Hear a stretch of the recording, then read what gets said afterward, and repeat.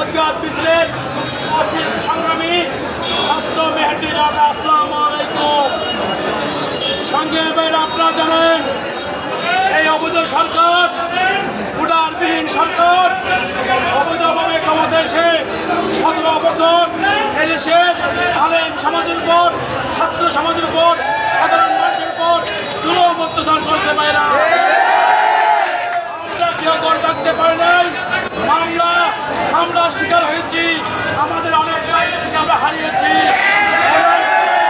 অনেক ভাইরা এখনো হাসপাতালে মৃত্যুর সাথে পাঞ্জা লাগছে। ভাইরা, আজকে আমাদের ছাত্র সমাজ, আজকে ছাত্র ভাইরা অবৈধ সরকারকে পতন করার জন্য যে দুর্বল আন্দোলন করছে, যে রক্ত দিয়েছে, যে মৃত্যুবরণ করেছে, তাদের সাথে ছিল ছাত্রদল, ছাত্র শিবির সহ বিভিন্ন সংগঠনের ভাইয়েরা।